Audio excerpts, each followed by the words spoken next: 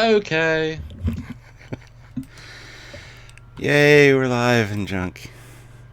And stuff, and Bob, and things, And things. and Bob's your uncle? Is he? Might be. No, Ian and Richard. Oh. What are your uncles' names, if you got any? Jerry, and that's it. That's such an American name. Yes. Isn't that they always call people Jerry? They could have talked about your uncle the entire time. Yes. Oh my god! Hi, guys. So we should do a supercut of the Jerry references sent to him. It's like, why I mentioned every other episode? God damn it. Well, he passed away not that long ago, so no. That would be a difficult thing to do, then, yes. Yes.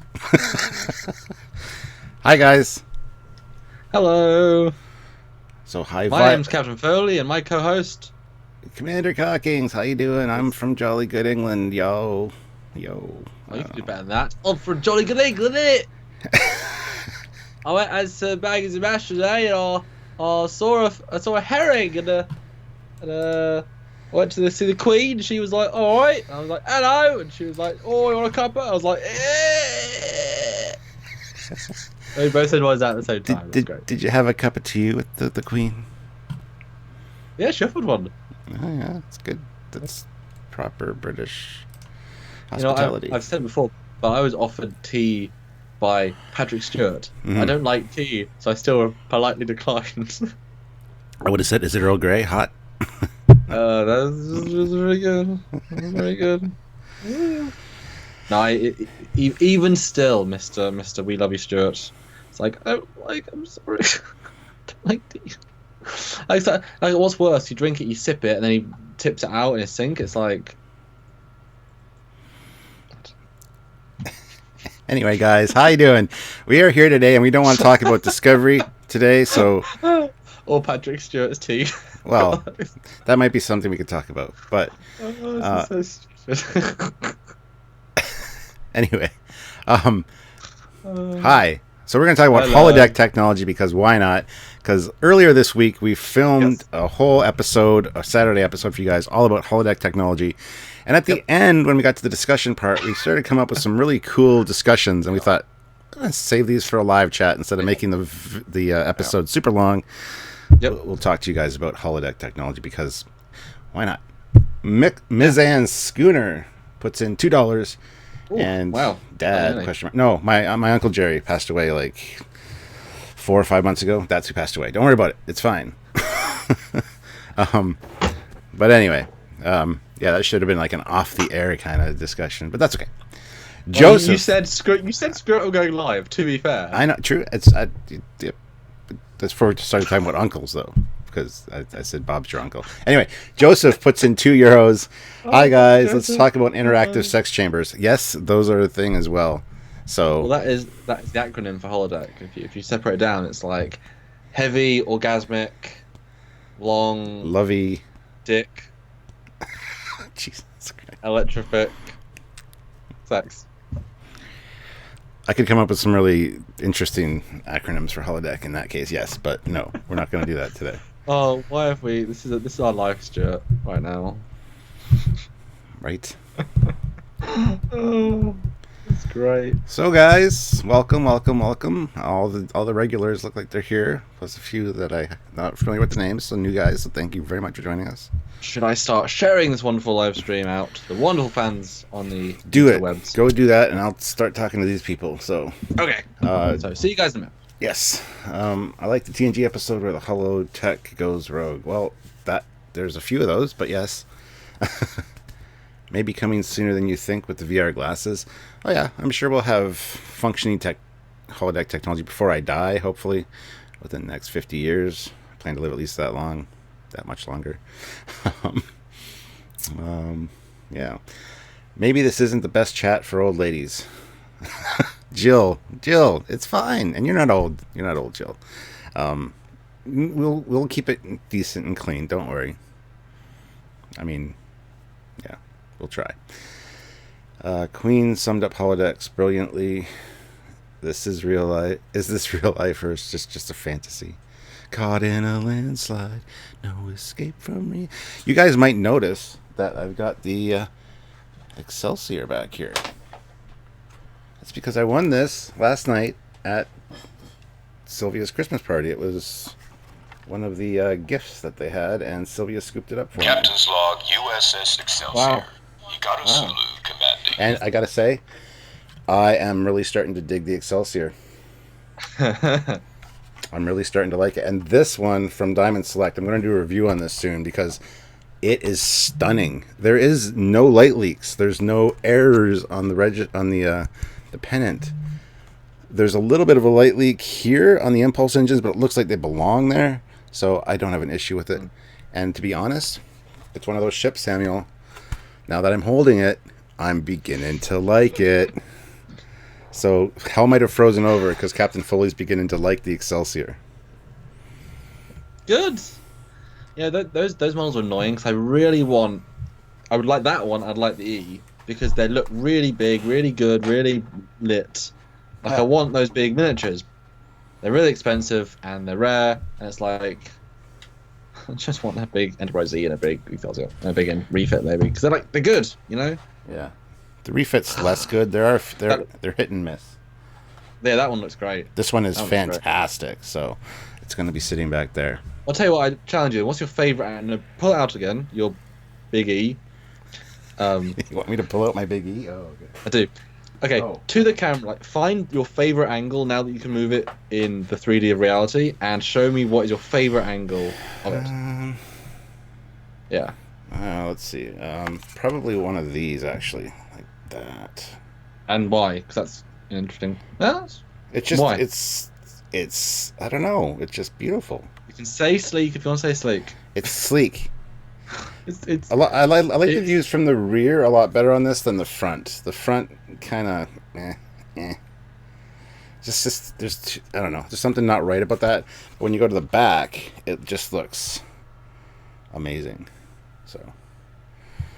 Yeah, there you go. There's my favorite views. I'm really impressed, guys. And in case I look and sound a little rough, it's because I am. Like I said, yesterday was the Christmas party, and we had fun. So I'm still kind of hungover today. Captain Ron Phillips puts in $2 and says, "What would you like to do for Holodeck Sim?" Holodeck Simulator, I would have so many different ones. I do like the Sherlock Holmes idea because I'm a huge Sherlock Holmes fan. He also wants animation number 13, so here she comes. But yeah, I would Sherlock Holmes would definitely be one of my favorites. I have so many that I would want to try, some of which I probably can't say here. Vulcan sex slave ones, you know, those ones that Quark likes to push on people.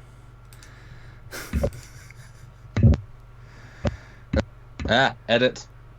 I'll edit and post. We can't edit that in post, Samuel. What? This is live. Ah.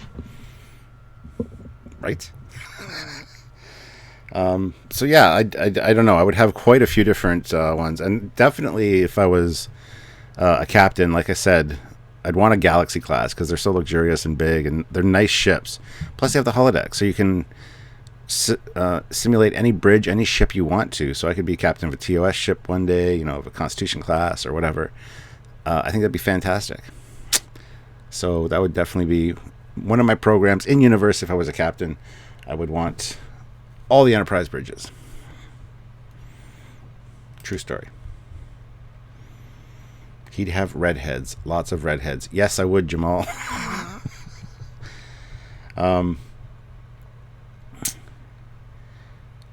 You don't see enough of the secondary hull from the front, so it seems a bit imbalanced. You see more of it from the aft. Yes, I would agree with that, Adam. But I still like the refit better with the Enterprise B parts. Still think that's a better ship. But I got to admit, the Excelsior is growing on me a little bit. It's always because I really don't have a lot of Excelsior models because I just don't like the ship, so I didn't get any of the models really. But it's true, when you hold it, it's like, oh, it's so much better. So that's what happened with the Ambassador class. I hated that. Now it's one of my favorite ships. Will this creep into the Captain Foley pantheon of favorite ships? I doubt it. Probably not. But it's not misproportioned like you think it might be, but it really isn't. It's okay, long nacelles, but they the way they are, it's like they've thought out. They work. It's a yeah. I think it really was. It's not as nice as the refit, but it was lightning in a bottle again. Yes. You know how do you do another, and I think they did. Yeah.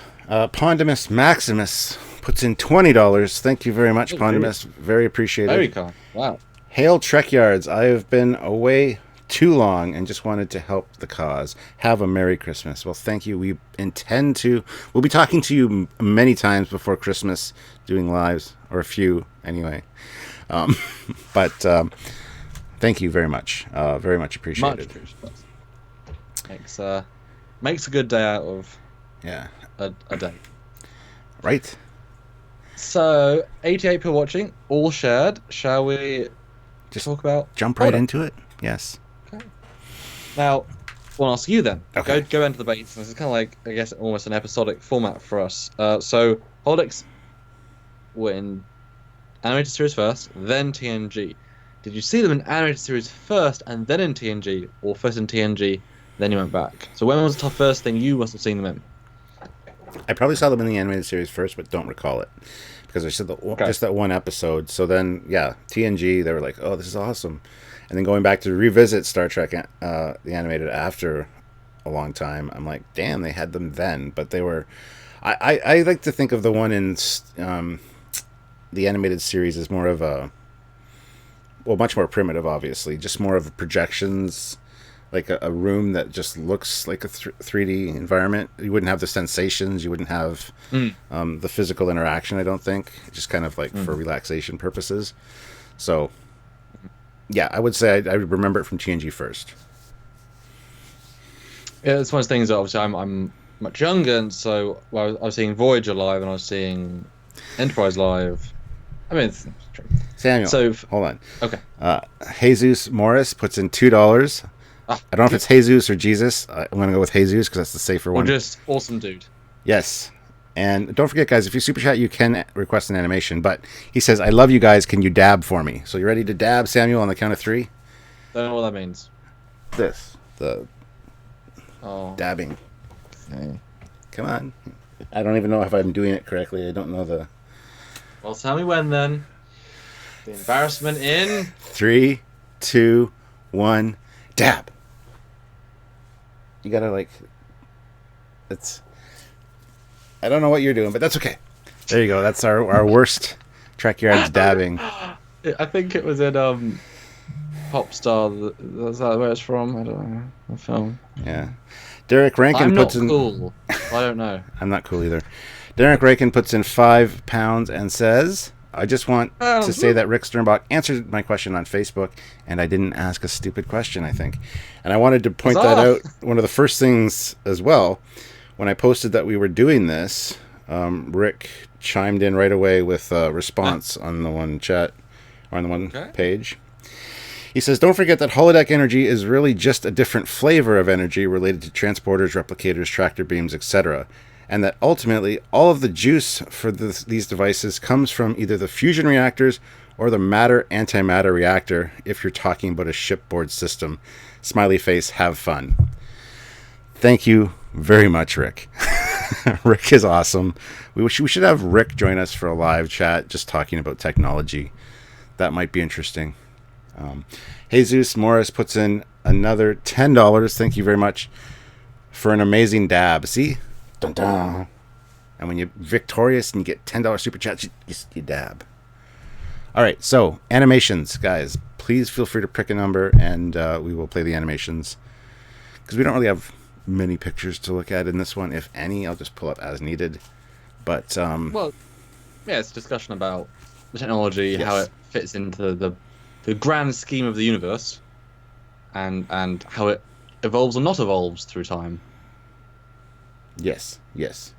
Even talking about how it appears and continues, and if that would have made obvious sense, Yeah. Yeah. Tim Theo says, don't know what that means. Oh my God, Sam is like an old man stuck in a young man's body. Cool. The only reason I know what it means is because I have a 19-year-old daughter, 18-year-old daughter, and 21-year-old son, and they taught me how to dab poorly. Got a picture of myself and Thomas dabbing in front of the Christmas tree last year. And it's sad. Captain Foley, what is the maximum size of a holodeck environment? I don't know. They do have like 2-level holodecks, like quite tall ones in Voyager. So I'm not sure. I'd like to know what the minimum size is. Like, could you do it in a closet size room? I don't see why not. Well, I mean, the holo suites in DS9 aren't massive. They're not, no. And certainly, if you need the height factor, I mean, at what point do you need the 3 dimensions? At what point do you just need physical space with it could be here? Mm-hmm. You know, I mean, what does that extra space give you? Obviously, it gives us a cool sense of technological. Ooh, it's a big room, but is it not space really wasted? Or does it need the multiple things? So actually, you can create stairs and you can go up levels, and then you could have people walking on different levels. Because you can imagine, we'd say this in our actual filming. You know, if you have 15 people and all different floors of a building, and there's actually stairs in the building, or at a mountainous area. Well, if they're all in a single plane, eventually there'll be too many people that bump into each other. Yeah. And they can't allow that. But as if you can have them on multiple planes, I mean, it would allow it to be more flexible. Yeah, and we do make that discussion point in the video. Even talking about if somebody's inside a building, the other people go for a walk outside. The holodeck would section itself off to provide a different experience for both. And it could be that, yes, it's either split down the middle, whatever, or it's if there's more than 2 or 3 people, it could physically create like a surface above you that somebody else could be having a separate experience in a different environment above you, and you wouldn't even know it because of the technology. So give yourself more credit. You're pretty hip, Captain. Thanks. Although I'm not. But that's okay. What kind of upgrades did the Binars do to the holodecks? That's a good question. And did it stay? Was it just for them to take the ship and then because Minuet didn't come back, they couldn't get that subtlety of her character back after they left. So, the holodeck uses atomizers and replicators and stuff to create physical things in the environment. So maybe they updated the atomizer so you got more smells, you got more nuances. You know, they were in a jazz club, so you could smell all the different odors. That would make any kind of VR environment way more realistic to have those subtleties. Roberto Soares puts in $5, so thank you. I've always had trouble understanding the physicality of holograms. Like, how can the Doctor in Voyager hold tools or carry his own mobile projector? Because as Rick said, and as we talked about in the episode, they use tractor beam technology as well to create resistance against things. So they could use that kind of technology to make it so he could pick something up. Because yes, they use replicator technology, transporter technology, and force fields and stuff to simulate different sensations, different physicalities. So absolutely his hand would be made of like a force field material that could still pick something up and interact with it. So also, Stuart, looks like the stream is basically unwatchable right now. It sounds like the video is like 1 frame a second, so you're doing something on your end which is draining the internet heavily. Not doing any. Okay, hold on. Hold on 1 I need second. to zoom in as well. Okie doke. It's going good here. It says I've skipped frames detected, 7 of them on OBS. It's real bad. All right, let me. It says thank you. It's like we're trying.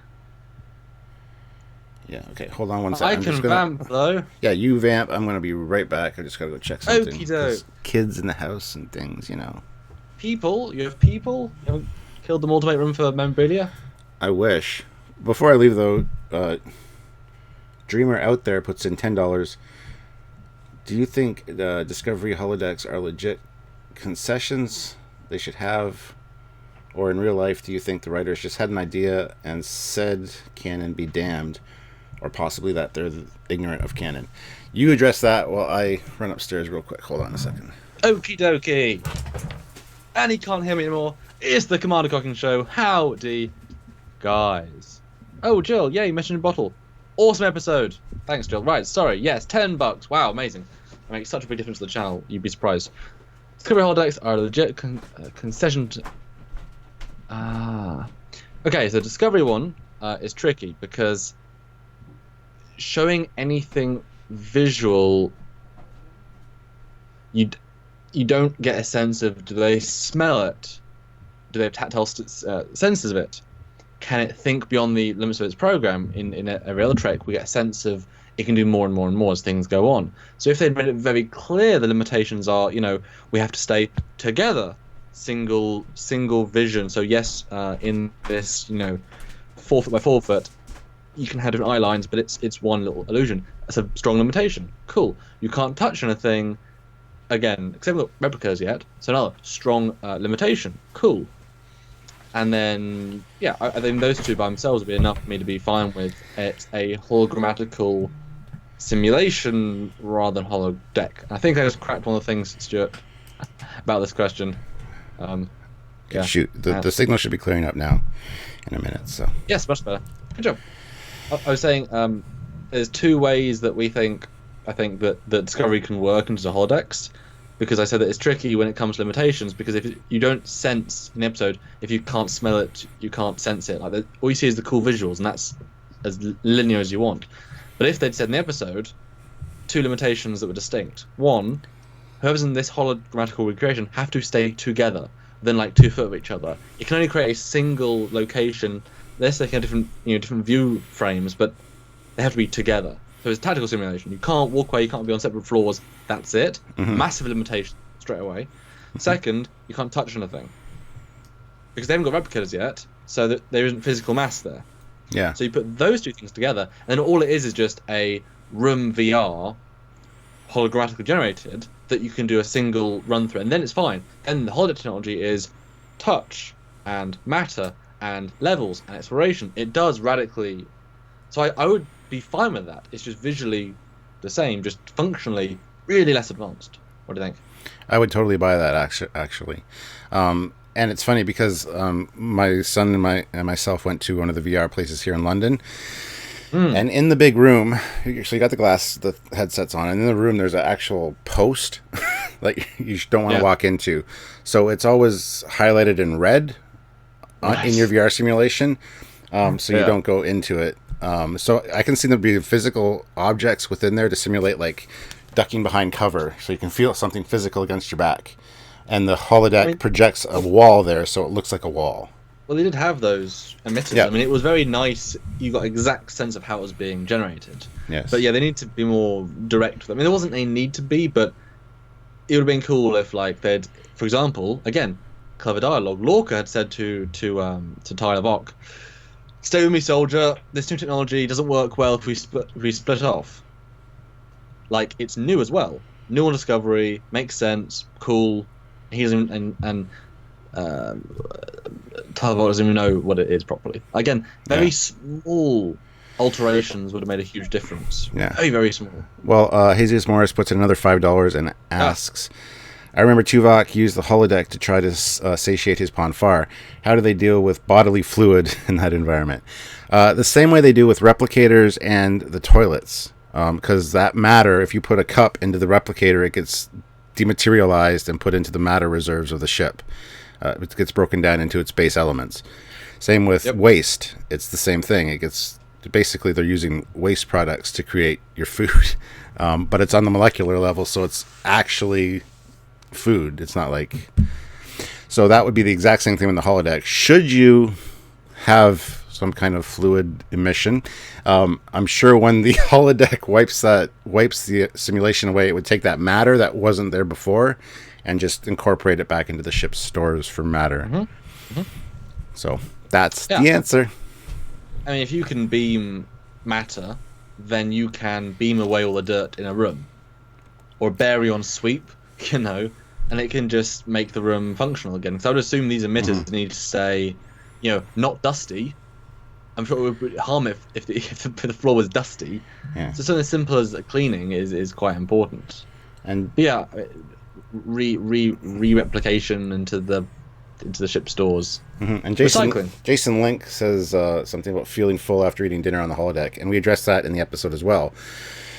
Because it incorporates the same technology as the replicator systems, anything that's near you physically can be physically created in that environment using the replicator technology. So when you eat, yes, when you leave the holodeck, it was actually replicated food, so you stay full. It's not like it leaves your stomach as soon as you leave the holodeck.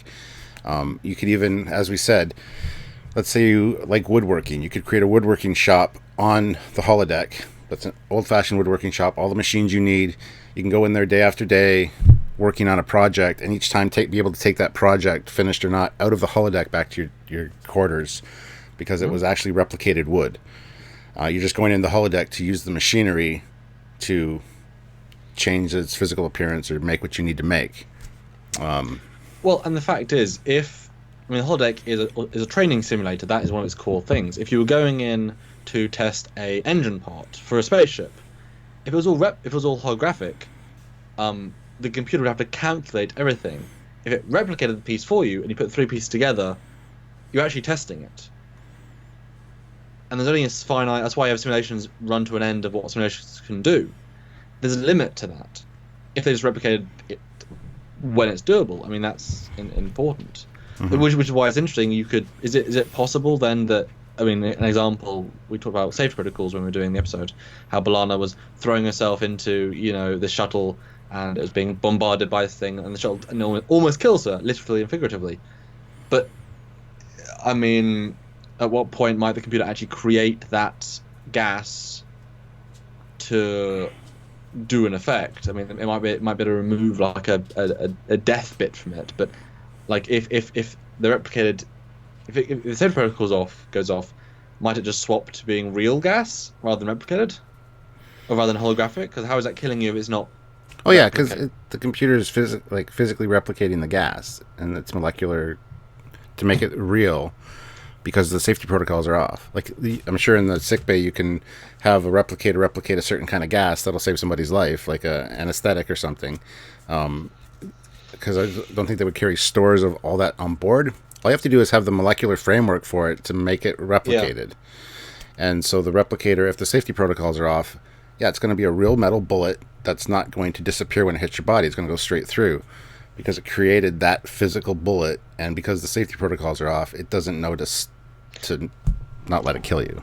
And one of our, I think, most interesting little revelations in the discussion part of our episode, which we'll see in sometime 2019. It's a good one though. It's a good one. Is that we're sure that the computer has, as the Voyager said, trillions of megaflops. We can't even comprehend, and that's great. And it can put people's brains inside of it. That's happened multiple times. We assume that everyone on the ship uses a holodeck. Let's say Voyager. Voyager's a good example because it's not new tech, smallish crew, all that stuff. That the computer knows exactly where you are, who you are, what you are, how you are. Actually, yes, it even knows how you are. So when you or me walk into a holodeck, our preset settings we would assume would be carried over. It's not a blank slate. So, for example, if you want to go into a holodeck and the computer knows that you prefer real food being replicated in your simulation, so you've gone back to medieval times and you have a feast. It's real food. The holograms will eat it, but it just all gets re-energized. That's fine. So when you walk out of the holodeck, it's actually filling your stomach, which is identical to if you replicate it, but you get the cool setting, which gives it a function.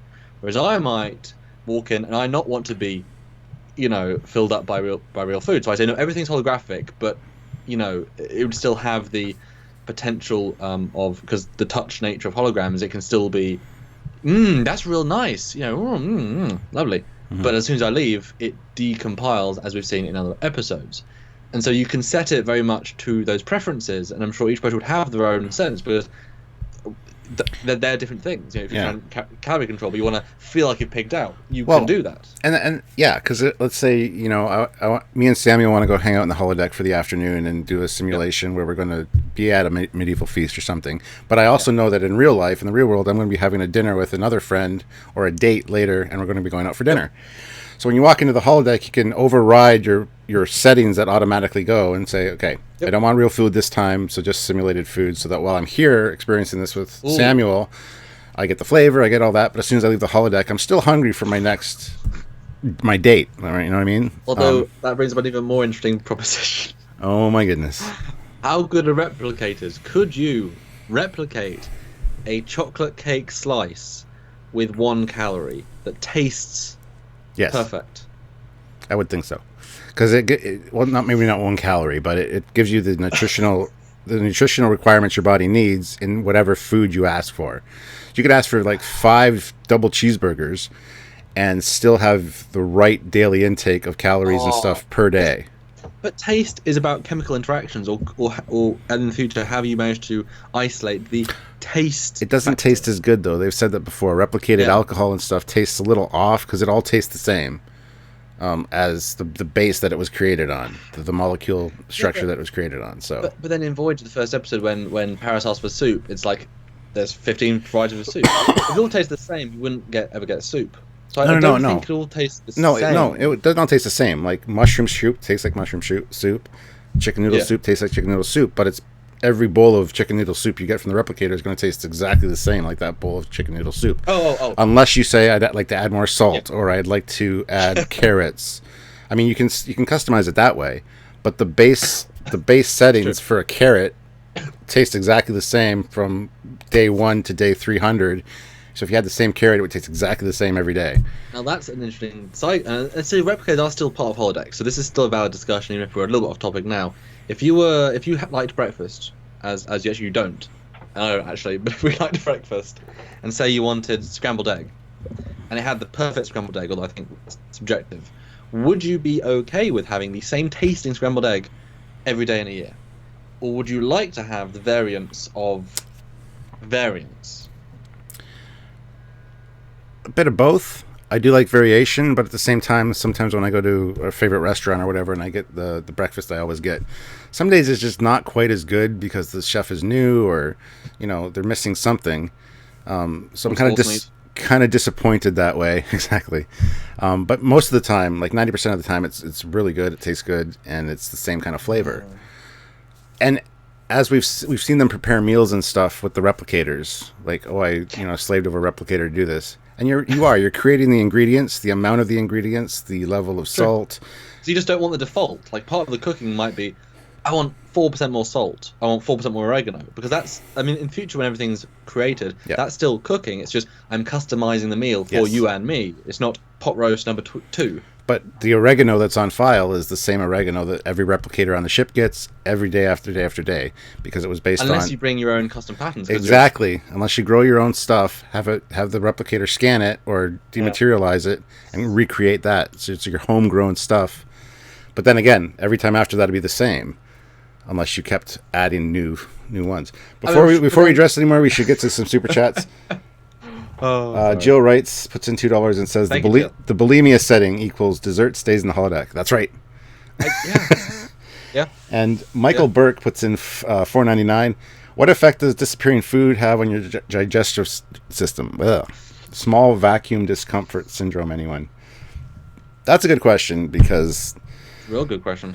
Because we saw Cyrus Redblock and his buddy leave the holodeck and slowly dematerialize. So if you imagine the food in your stomach's the same way, you're walking down the hallway from the holodeck and all of a sudden you feel this butterflies in your stomach as it like dematerializes. I don't know. That's a good question. That is, or as soon as you swallow it, the holodeck takes. Well, that's exactly what someone commented on Super Chat. P says, why not just transport chewed food stuff directly into your stomach or your bloodstream, lol. So they'll be transporting out in that case. But I think it would probably leave a void, but maybe it creates a little force field in your stomach of the amount of food you ate. So it like pushes against the side so you feel full. So it's not actually the material you ate, it's just the force field, because the holodeck can theoretically do that. Wouldn't it be great? I'm sorry, before you read that one, just end on that alone. Wouldn't it be funny if, after a couple of weeks, days on Voyager, and you've been doing that, you go to the doctor because you have stomach pain, and you go to the doctor, and the doctor from EMH says, Lieutenant, have you been eating fake food again? Why? Your stomach is really shredded from all the loss of material and shredding. Go back to real holodeck replicated food. That's an order. Yeah.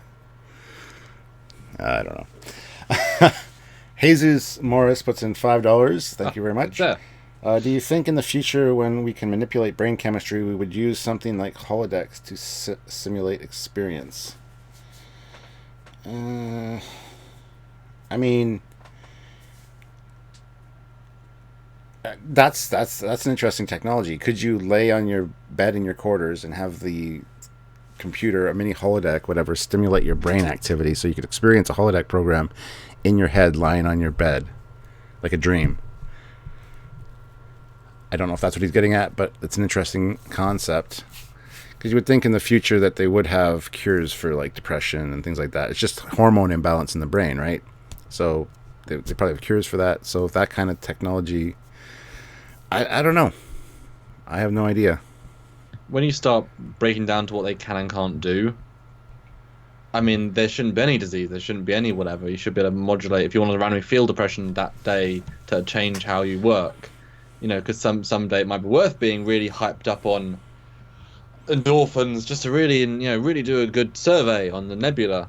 I mean, it's because if could you go into the holodeck, watch like 18 deers getting killed, and feel really depressed? Could you go and, rather than taking a stim from the doctor and change your emotional state because for whatever reason, you want to go watch it, or would you be, and get those endorphins for having a really good thing happen, or those sad things? I mean, or if you were on the holodeck, at what point are you so disassociated with it?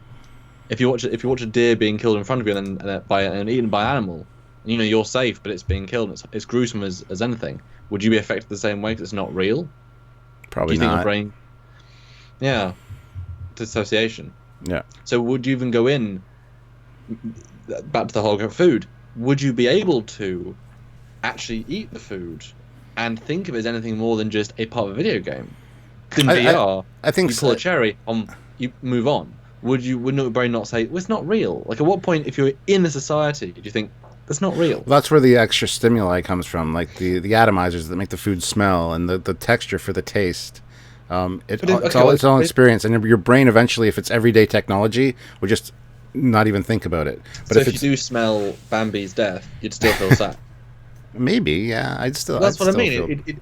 You're training your brain one of the two ways, but the idea of it's not real. Why would food be any different to something horrible or something good? If by having these sensory things does make you believe it, then could you ever run a horror program?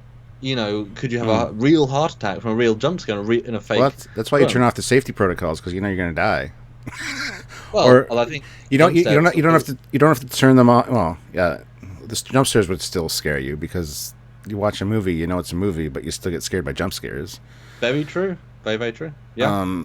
But if you can turn the safety protocols not necessarily off, but down, so you can still get like physically bruised or something, but it won't allow you to die. Or you can say, I don't want any broken bones, but I'd still like to experience the sensation of getting hit. Yeah, I'm sure there's custom levels for the safety protocols. Joseph puts in €2 and says, how deep can the emitters reach, or the force fields? Neelix's lungs, for example. And he wants animation number 6, so I will play that. Now that the whole Neelix thing is a very interesting case study, but I do think that's the epitome of the time. That's part of the point. That's right, cutting edge Voyager tech. I guarantee part of that is the binaural gel packs and how quick the computer is, because that's a lot of calculations to do in real time and also future time, and linked to alien biology, and that's a real advanced thing. And keep in mind, because of the minute little blood vessels and things it had to do, he had to remain perfectly still. He couldn't move even the slightest little bit. So there was a force field holding him in place as well, because otherwise things would get misaligned, because the calculations to keep all that together are just way too complex. Well, it's a ghost organ, isn't it? Yeah. But that was down. I mean, do you think then do you think that amount of pure accuracy took like a lot of the computer system in the ship, that they'd say, guys, we'll turn the holodecks off for now because we literally need every holodeck running that stupidly advanced simulation? I would think maybe, yeah. That would Why make would the you most risk it? sense. I mean, imagine if you had lag. Seriously, if you had render lag in his lungs, Yeah. I mean, they wouldn't function. I mean, that is a genuine problem to have. And Yeah. that amazing. That's why you couldn't do holographic lungs in real people. Like I say, couldn't stand. I mean, that was, yeah, I think it's good. We're finding limitations because that would be Yeah. crazy. Otherwise, why wouldn't you just have holodeck grids everywhere and then just have, I've got, a second heart today, holographically, hey, or my heart's 3 times as big. Hey. I've cut it. I upgraded to the Klingon package today. Ooh, I'm going on a date. Look at them both swing. All right, Dreamer out there puts in $5. Thank you, sir. Another one. Amazing. In the United Federation of Planet Society, could a person own their own holodeck? What if someone wanted to be a holo novelist and live in the holodeck house? I'm sure you could get the technology. I don't know how that would work without money and whatever, but yeah, I think a holodeck, as you said, a holo novelist would have one in their house. So they could walk in and go, okay, here's the scene. And he starts laying out everything, move that vase over there, do this, do that. Because that's how you create a holodeck, not holo novel, is you go in and you tell the computer what to do. So yeah, I would think there would be personal holodecks available. Living in a holographic house might be a bit much. That'd be kind of neat, actually. Well, get like a small room, and that's your huge mansion that you live in. Well, that's a really interesting question, actually, because so we look at the Federation, and for the most part, we look at advanced ships of the fleet, the refit, the D, the E. I mean, they're going to, because there's still a budget on a ship, because a lot of these materials can't be replicated properly or efficiently. If you have to part, 170,000 parts carbon to get one bit of transparent steel at Star Wars, I know, but a heavier element is not necessarily worth replicating everything. You got to mine it, refine it. That's why there are mining colonies. There are still minerals that's more worth doing in real life. So the E has everything the best it can be. Well, what if those holodecks on the E are like, that would take a lot of resources, and people can't resourcefully afford on Earth. So having a holodeck, even something, and the size of it changes how much effectiveness. People can't afford a holodeck in a different context, but you can't. So yeah, a private mansion. What if it's a luxury item to have a holodeck, and therefore that's why you go and you use holodeck rations, holodeck time. You purchase it by other things or whatever. Like I wouldn't imagine that every small flat on Andoria, has a shower next to it, a little, tiny replicator room, a holodeck room. I think that was probably because also the computing power to run that. Do you really want to be connected to the network of holodecks? Because what if it gets virused? What if you get hacked? These things do happen. So maybe it is, you're right, for the more well off in society in whatever form. Prestige comes wealth in the form of land, space, resources. So if you're an admiral, you probably have one in your home location because you might need it for conferences and chatting. So at what point does the spectrum, like Cisco's dad, does he have a holodeck in his house? I really doubt it. Yeah. Well, I mean, there's a good point in a second I just want to bring up, but I want to just super chat first. Jesus puts in another $5 and says, my last super chat, because you guys are brave enough to answer the tough questions that have been asked tonight. Well, thank you very much. Made a big difference there. Thank you so much. And Joseph puts in €2 and says, to consume or enjoy the novels, you'd have to have one at home. Not necessarily. There's probably, like, as you saw with Quarks, you go to a place like Quarks, an establishment that has like 6 holosuites. You book one for 2 hours, and you enjoy 2 hours of the novel or however much you want. Well, I think Quark is the best example. You're right. I mean, the fact that people had to go to a establishment, the only one on the station that had one. Why didn't Cisco it's like a library, having a library card. It's like having a holodeck card. You go into this holodeck library where you can select holo novels, like scrolling through the air, like in Ready Player One, where he's looking at the movies that he watched, scrolling around, going, "I want that one," and then you're in a public library. That's I think that's probably the most the one that makes the most sense. Yeah. Because holodecks on the flagships are there to make sure the crew doesn't go insane on 3 emissions. They would put the budget in, but a station. Why wouldn't Cisco have a holodeck in his room? Because he can't. I mean, he possibly could, but also didn't feel the need to. Yeah, it's interesting case studies. He made a business out of having the only holodeck on the station. Mm-hmm. I mean, you would assume if there was another one, Federation dedicated, that Bashir and thingy would do their. There's so many times, or Cisco. Would Cisco really do his planning to overthrow the Romulan ambassador in Quark's Holo suite if he had his own holodeck available?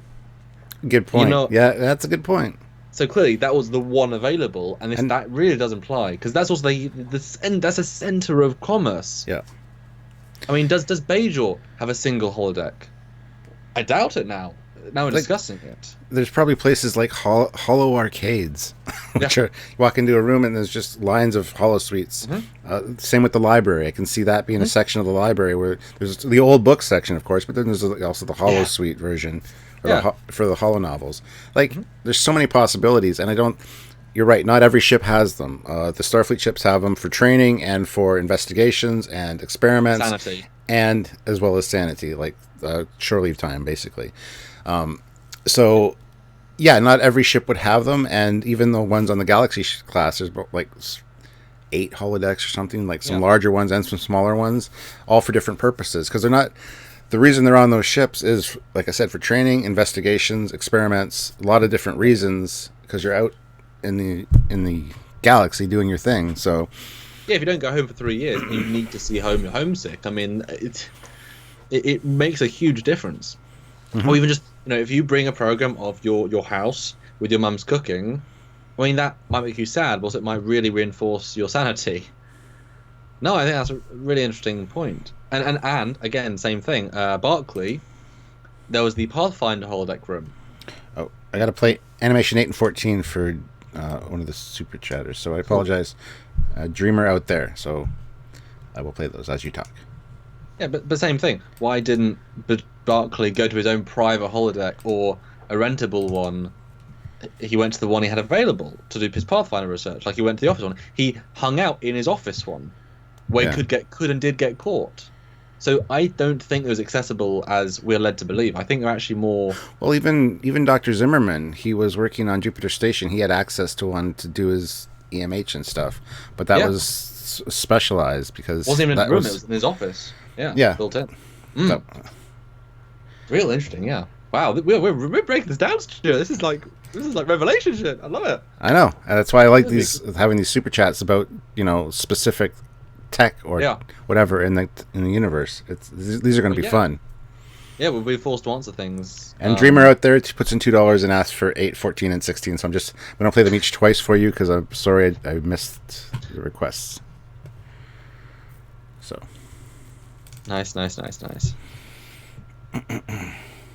holodecks have an independent power source supplies due to enormous power requirements, as stated on screen. Oh yeah, I'm sure they do. But they don't necessarily all have the computing power inside them to be the full potential. But again, not every holodeck needs to be the big Enterprise D one. I'm sure a limitation is a myriad of invention. You could rent a holodeck, but if you've only got a small hollow room, say in an open suite, and then you only have a certain computer core available, you could rent the small one. So you only get 100 extras. And none of them are really advanced because it's just computing power. Like, it still takes resources to build a more fast-paced processor, whereas the Enterprise E, you can actually create intricate, detailed, never lag. And there's got to be limitations. Yeah. Resources are still a thing. Otherwise we'd all have mansions, 6-floor mansion. I mean, I wouldn't want one, but I mean, not everybody would want them. Yeah, exactly. Yeah. Michael Burke puts in $4.99. Novel. A book that to be purchased for home use or borrowed from a library. I don't quite know what you mean there. I think with the holodeck, the holo novels specifically, you buy the program, get it on like a little chip or something, or I don't know how you purchase it without money. But anyway, you get the program, and then you can take it to any holodeck and use it. Well, we know everyone has replicator rations. So, that's a bartering system just because there's only so much energy. Yeah. You can't have infinite resources, otherwise you would run out of power. And then where's the power coming from? Power generators. Where do they get resources from? Oh, now you've got a resource system. Yeah. But I don't... Because where do they come from? Like, Quark just had this big library. Any ship would have a library, and obviously you could bring your own... You could have your own holodeck programs, but also you need to have them in Cardassian chip form. So you can bring your own, have them converted, spend the time, energy, money. I don't know. Or have it in your database at your house, and then access the database from the holodeck computer interface, like the Arch. Pull it up like my home network. Blah blah blah. Your password. But I don't think Hawk would. But again, that's a profiteering man using. I'm saying about the Federation. I'm saying about Federation tech. Oh, yeah, I'm sure. Well, I wouldn't assume they'd use holo chips. And I mean, everyone have isolated chips as standard. I'm sure you just have them. Yeah. It's like USB. We all have them. They're cheap. Or you take store a program. Or you take your pad with you that has it on, and you just wirelessly exactly. transfer it to the Arch. Yeah. But Hawk was specific. That's a for-profit. Yeah. But it's a really good case study. Yeah. Like, I'm sure on Earth there isn't like one holodeck for every person. Like I said, I'm sure size is a huge thing, and I'm sure there's a limitation how many people can actually actively fit inside a holodeck. We talked about this in our episode as well. If the holodeck is the size of, say, the Holo ship, it's designed to have an entire group of 200 people, I think it was, plus the ability to have a thing, plus move around. They had to have lots of space to accommodate lots of people. Raw dimensionality. Why wasn't it a TV room? Am I right? And I might be totally off, and I might, to be fair, be. I think when Worf accidentally deliberately beamed his brother, cousin, whatever, and all the people, I think he's multiple holodecks. I think there was a specific point they made, and they just sort of moved between them. Well, we discussed that in our episode as well, because could you have a village of people beamed up into separate holodecks, and when they want to go visit each other, the computer transports them from holodeck to holodeck to interact with the other one? Like, it's a possibility. Jesus Morris puts in $5 again. God dang it. Here's Morris Super Chat to ask. Why would holodecks be relegated to just starships or special cases when a planet may have a larger power grid? Well, that's the thing. I mean, but the power grid isn't for everyone. I mean, it is in the sense of you might be able to access it, but,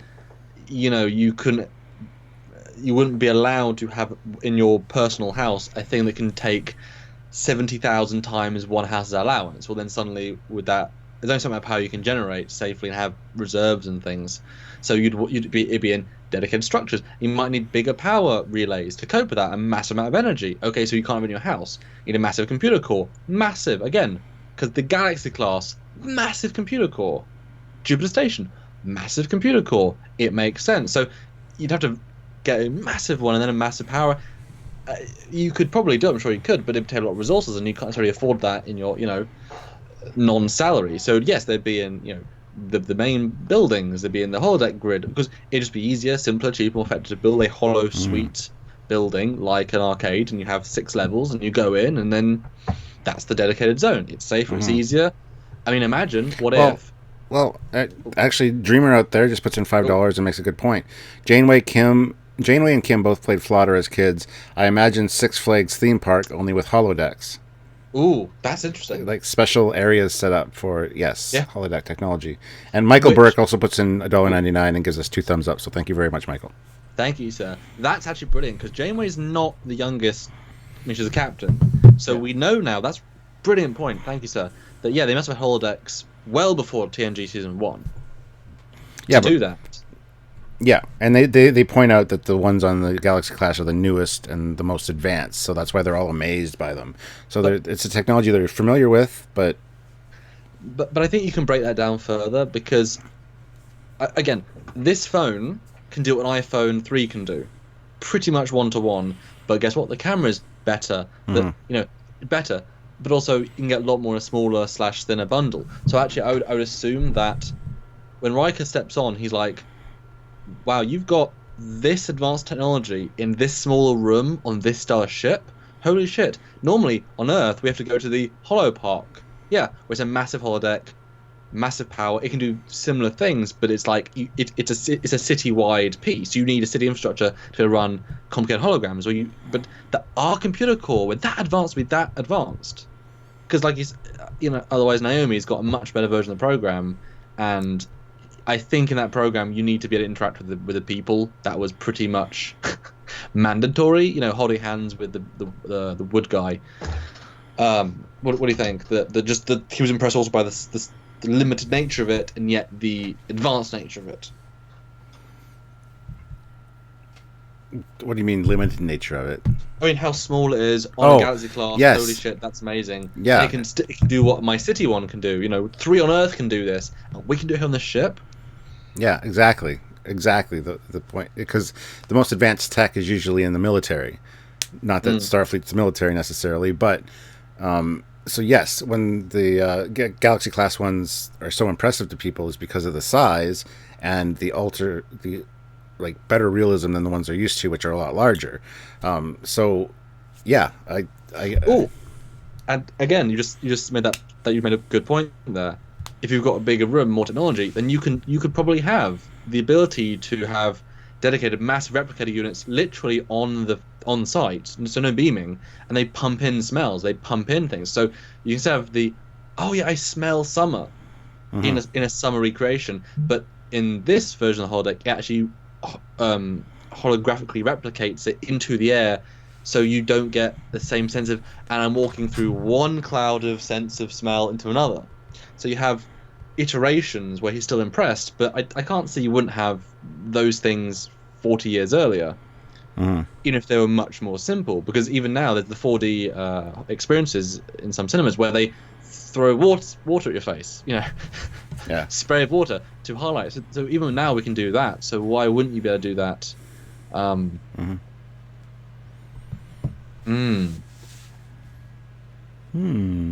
that was a long uninterrupted continuous change of conversation, wasn't it? God, you guys are amazing tonight. You guys are on fire.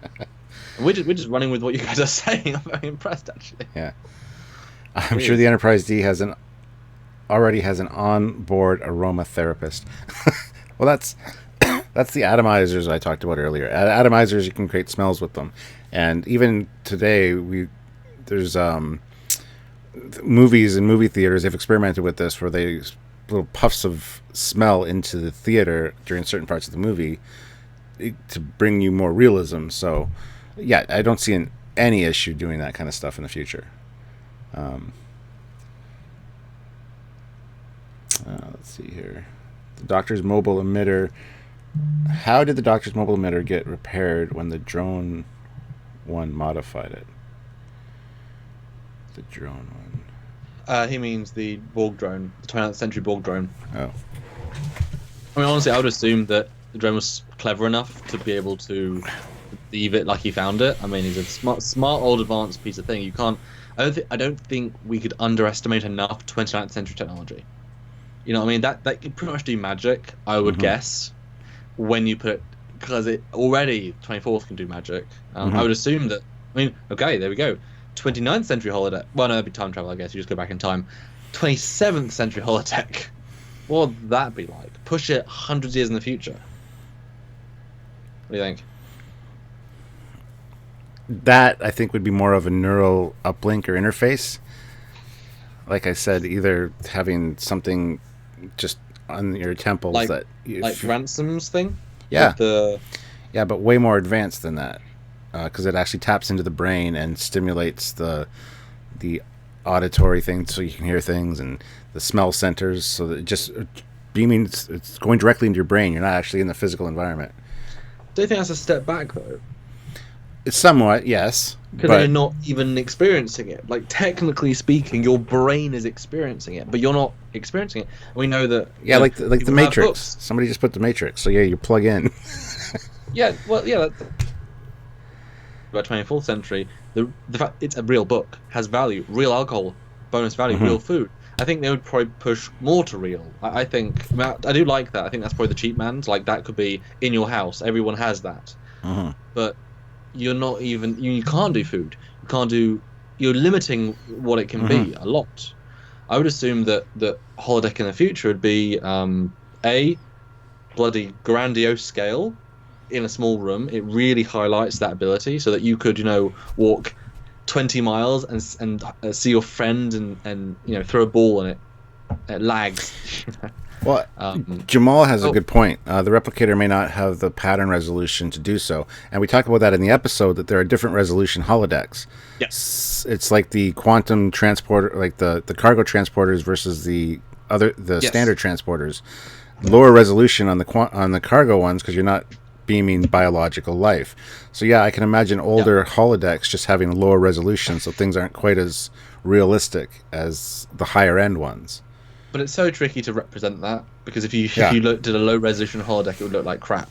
I mean, what, on a 4K TV? Oh, it's only 1080p holodecks, and we're only showing you 1080p on a 4K. It's like watching Deep Space Nine in the low resolution on my 4K monitor. It's like, oh. It's why Captain Proton was so clever. It's like we saw black and white. Yeah. And then color. It's like it had to be black and white thing did. Brilliant. But I think the future version would be everything is real, tactile, but it's created and kept in a reality flux, so that every time it is actually creating real grass, because that takes so much power. Because if it's fake grass, it's just a pattern. If it's real grass, you have to get them out from somewhere, make it tactile.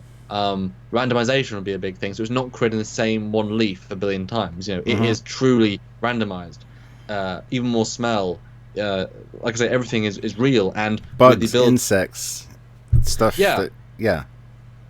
The idea would be to actually recreate reality. Because I would still assume that walking into a 21st century holodeck, you can enjoy the scene, but there's a limit to the randomness. You're not going to get stung by, I mean, I don't want to get stung by bees, but you know what I mean? There's a limit to how much it can do. So when you start adding on layers, and like I say, real, because it'd be fun if they actually replicated a real bird.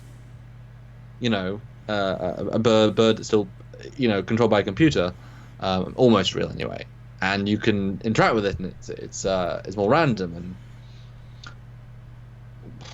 or even a computer has predictive abilities. It can predict what you want in the holodeck, which would be kind of interesting, or I guess kind of scary actually. I don't know. It's tricky. I mean, is a holodeck's pretty much already the best they can be? I mean, do you want it to be too real? At what point is it so real you don't do real life? Because what is if everything you're actually touching is real and everything you're on is real? Is that not technically real, just computer created? I mean, is that not still? If the resolution is so good it can make a real apple, I mean, it's kind of like today with gemstones. I mean, you got real diamonds, but you got synthetic man-made diamonds, which are essentially still diamonds, but they're more perfect. They don't have the little imperfections of something that was made by nature, because they're grown in labs. They're still real. Yeah, they're still real gemstones, but they have less value because they're not as rare, because they're not found out in the wild, so to speak. Yep. May I have super chat reward 15? I always forget to ask. Yes, you can, Jill. I'll play that right now. Oh, I will watch that again. Dreamcast is 17. Please and thank you. Oh, okay, absolutely. So there's 15. That's a nice one. I don't see that one very often. And the other one's 17, you said? Yes. Okay. Birds of prey of a feather. Oh, brilliant. Yeah. Thought I'd get creative with some of the names. Didn't I remake this one for you? This Trekyards? This Trekyard? I thought I did. Nope, that's the one I got. I got two Marauders. Can I see the other one? Is that one remastered? Yeah, as far as I know. Oh, you just kept the other one because it was something to have. Oh, hold on. So Sean 15. Where's the other one? Oh, there it is. This is 1080. Yeah, this one says 1080 in brackets. There it is. That would be a thing. The other one just says Flying Around Planet version 1. Okay, yeah. So you kept the old one. That's fine. Oh, send me the new one then sometime. Well, no, I mean if you've got the core Marauder with, I'm waiting to see it turn up live. Yeah, the 1080 one's much nicer. Yeah, that's a pretty one I did. Yeah. I just chose that one because you see it nicely. Yeah. So yeah, lots of great discussions can be had about the holodecks. So many things crop up. Clearly. Yeah. Even when you're watching the episodes, like when me and Sylvia are watching an episode, we go off on tangents about how things can work or why it wouldn't work, or so there's so many possibilities for discussions here, and it's fun having you guys here because you're sparking ideas in us. Yeah. And, well, I'm going to try and Google in X Scientifica Star Trek holodeck, because I'm sure there's some examples of it not making sense, and that'd be kind of interesting if we were able to like discuss maybe some, Sure. Yeah. if I can find such a thing. The feds cut out trans fat from the replicated food. Well, that's just Canada. There's no trans fats in Canada that are illegal. So that's why we can't get a lot of the American junk food. We have to go down to the States to buy it because it's illegal here.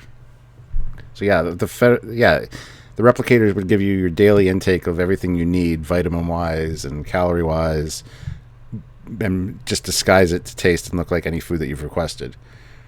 So... Or you could actually probably ask for the real calories of like an entire chocolate cake if you wanted. I don't know why you'd want that, but Jason Link puts in $1. Thank you very much, Jason. Much appreciated. And I hope you're feeling better. I was chatting with him the other night. He had not a great time. So, Jason, hope you're feeling good. And how would you? No, I've lost it. Sorry. I had a question, but no, it's fine. Right. Let's see, Holodeck. Use rule. Yeah. It's why people complain about replicated food not being quite right. Yeah, well, there's subtle nuances with real food or real alcohol. Like I said, everyone's a little bit different. Every batch is a little bit different. Jason wants me to play animation number 14, so I'll play that. But yeah, all the standard replicator food all tastes the same. So yeah, I can see why they want the subtle nuances of real food and how that's so much better than replicated food. Well, it's like eating the same sandwich every day. I mean, at some point you would want a different sandwich. I mean, you're living in a world you don't really want to keep. Like I love going over to somebody's house for a turkey dinner, but there's nothing quite like my mom's turkey dinner because she does something subtle to it. That it's the TLC. It's the love in it. Yeah. But as we talked about earlier too, I mean, even if you do want a bowl of chicken noodle soup and you don't want the same flavor, you can add stuff to it. Like I'd like to add some diced up carrots in that, maybe some celery, a little bit more salt and pepper, and then you get a new, still based off the same base chicken soup formula, but with other replicated elements in it to change the flavor. But not everybody's going to want to take the time to do that every day for every meal to change it up. There's like, I just want a turkey sandwich today or something. But then you beckon the question, if the processing power in storage is so huge on a ship like that, why couldn't you just incorporate, the entire, 70,000 variations of chicken soup? Why wouldn't you? Because if it only takes up, I have no holographic pattern to take up, but if it only takes a gig per pattern, I mean, but then again, if you could have the perfect chicken soup, yeah, we'd have to, you know. Well, yeah, and there are variations. You hear variations when they order stuff sometimes. Plus, as you customize your own, you could save that recipe, so it's exactly the same next time. And so you could use that as a base to start off adding new things to try new experiments and try new flavors. So, yeah, you can customize and save those. So, smash the like button. Yes, everybody go smash the like button or just gently tap it. I really don't care. Just like the video. That'd be awesome. Yes. I mean, we've talked about would we rather cook or holodeck or replicate and such. Well, you can. That's the other thing we talked about too. You can replicate all the raw ingredients. I want a cooked chicken breast. I want a stalk of celery, whatever, and then cut it up yourself. You can use the replicated ingredients to create a final product that'll taste different than the replicated. I mean, just tenderizing the chicken for 10 more seconds, a minute. Variation, Yeah. Yeah, I would be. Michael Burke puts in $10, so thank you very much. Thank you. Wow. Because I'm 500 years old, and when I request a chocolate cake, I want a chocolate cake. I'm going to throw in "damn it." You don't have it there, but the exclamation point says that. Damn it! Why else would I live this long? do you think he's typoed there? Do you want a peptide cake? Oh yes, the Certis peptide. Yeah. Because that looks with tasty, mint frosting. Yes. Yeah, and you could also, the Jill brings up an interesting point. You could have your replicator to have a randomization setting, so that every time you request something, it randomly varies the spices a little bit to add a little bit of different flavor each day without requesting it. It's like putting a shuffle on your iPod for music. You don't know what you're going to hear from one day to the next. So just the main ingredients, just change up the levels of them randomly to change the flavor a little bit. That's a good idea. Yes, but random is actually random, like by definition. So one day it doesn't know. I mean, I guess you could put protocols in, but what if one day it chooses to put 800% salt in because it's random? No, there would be limits, obviously. But then it's. I mean, then it might be like, okay, adding 1% more salt, 1% more oregano. I taste no difference. You know what I mean? Random is actually random. So I would assume that it would be for the most part very similar. Random within a set of parameters. But that in itself is going to limit its change, its difference. I mean, it's not going to be that different. It's not going to create something that doesn't taste like the final product. It's just going to vary it up a little bit. And to be fair, I would do something like so I like chicken noodle soup personally. I like it a lot. So I'd say noodles can be either razor thin or way too big. It's going to be somewhere on that spectrum, and just the difference in noodle would actually change the style of the thing. Carrot bits.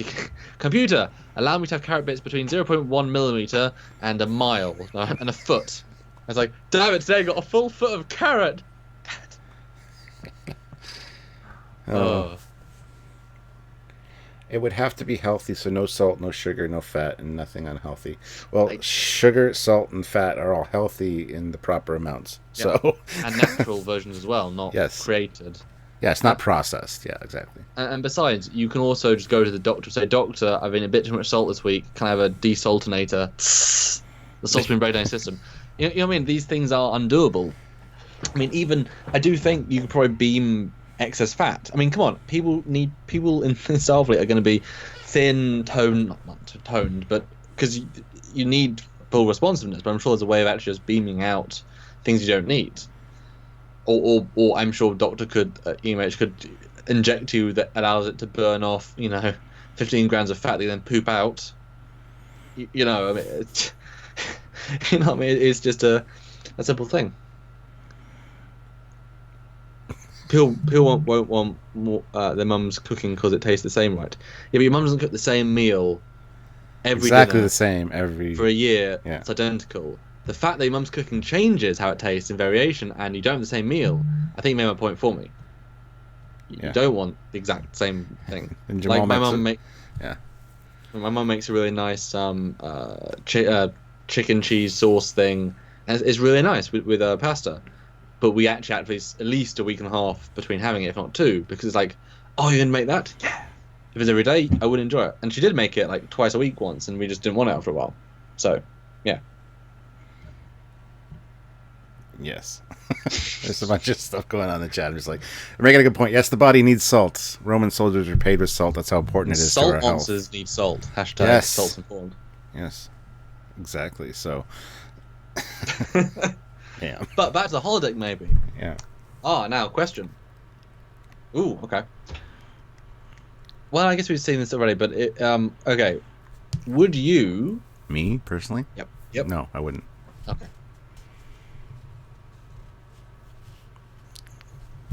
Let's hear it. If you went on to the beautiful recreation holo novel of the Enterprise 1701 from 2260s, a la Prime Canon, not Discovery Canon, because, and you wanted to play the part of Captain Kirk, thing, would you be inclined to have the holodeck holographically give you the weight, height, and body of Kirk? Because you can add fake uniforms to even give you a face. So if you looked in the mirror or reflection, you would see Kirk. Would you rather have an actual, and even maybe, because I'm sure you can do the voice as well, would you actually want to be digitally changed to be Kirk, like we see people add on uniforms and remove stuff, or would you want to be you, as you, in your own body, pretend to be Kirk? Because they don't know any different, it's a holographic recreation. That's interesting. I don't know how that would work exactly, though. Wow, so it would just create a hologram on top of you. It's not that difficult, I mean... Or like a fat suit kind of thing. But what if he's smaller than you? But it's holograms and force fields, it's a perception thing, isn't it? So if he's shorter than you, the computer would just make the bridge a little bit bigger. To be fair, yeah. And then you look at things from a kid's perspective, so that everything's just huge. Well, I mean, everything's tricked your brain. It's optical illusions, isn't it? Yeah. No, if you look down, you just see an optically illusion-generated hologram. If you look at your hands, you just see, I gotta step in. There's important things going on. Mr. Yeah. Captain 93, Foley, please tell everyone the joys of ketchup chips. Ketchup chips are Canadian, and they are amazing. I know they sound disgusting, but they're really good. They're one of my favorite kinds of chips. Please explain, Stuart. Please explain.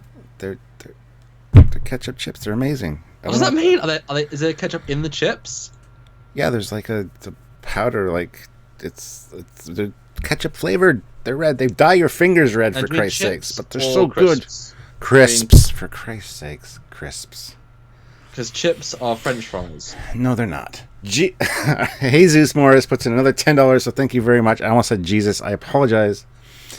If the fidelity of the AL simulation was so amazing that real emotion could be simulated, what if you... Oh, I lost it. What if you entered the holodeck as a tyrant? Would AI individuals have human rights? Kind of Voyager doc answer. Well, they're not humans. I mean, the Doctor is a very specialist thing. Very specialist program. I mean, they implied he was a multiple generation program with multiple fails in AI technology. And then the EMH Mark II was barely even working in Tiny Dick and such. And he wasn't exactly a very sane person. So I've only seen 3 or 4 aware holograms, really. 5 or 6, sure. So I think most people you just limit to basic patterns based. No, I don't think you could say they're sentient or even alive or people. I mean, if you shoot a holographical person, it's not. It is just a holographic image. It's not even being replicated. The point is, what happens on the holodeck stays on the holodeck. That's what. As long as you have such program limitations, because if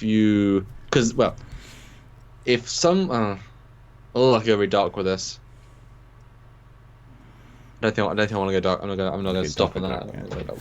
Yeah. But why not weaponize replicators? Just replicate a large ball of tungsten with a velocity approaching the speed of light aimed at your enemy's ship. But there are no external replicators. And also the power requirement to make it travel at the speed of light. That's a real complicated thing to do. You can't just replicate motion. You need a special the replicator denied Troy real chocolate.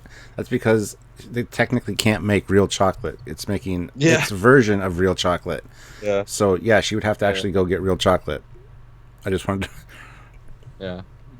And it's the computer. It's like real, define real. Blah, blah, blah, blah. Well, I can't do that. Here you go. This is the closest I can do. I mean, if a species can't taste one part chocolate, well then that's not real chocolate to them, is it? It's not their chocolate. And guess what? She's a betazoid. That's different. Different taste buds. Mm-hmm. You know. Why was there not some ship that replicated its torpedoes? Yes, a Voyager replicated torpedo shells and internal pieces, but you still need to have physical matter, physical antimatter, and ideally assemble it to make sure it all works, or in some way. You wouldn't just build it all; you just replicate it. And also, they don't have the same, because torpedoes are pretty big and a lot of power. I mean, is it worth the power to replicate a full torpedo and then have to go find the materials, or would you not maybe replicate small pieces at a time so you have spare? Motivators and stuff. I mean, if it takes more power to... It's like Year of Hell. I mean, it's like you've got to really carefully work out what you're going to do. Imagine day to day, you've got sonic showers, you've got replicators, you've got all these things that drain power. There's only a finite amount. I bet you... I mean, see if you back me up on this, Stuart. No. Oh, actually, more interesting. Okay, Voyager goes to warp, right? Max warp. A lot of power. Could it run all the holodecks and maybe each replicator replicate a thing identical at the same time? Could it do all that at the same time? Would it be like unable to comply, too much power being used? I don't honestly know. I would say maybe it would say that it couldn't do it. Yeah. I would assume that they don't warp is also limited by how much power you can put into the coils. Mm-hmm. Like, you see the vroom, vroom, vroom, vroom, vroom, vroom, and Joy's like, the warp core's getting really hot. Like, it's generating enough power, but I don't think you'd want to do, all 6 holodecks with 100 people in at warp with shields on and all the stuff. I think you'd want to. I think pacing. I think we do underestimate. Power is like. I mean, I was at a hotel yesterday and the power was out. You had a blackout. Guess what? The hotel was useless. Didn't have heat.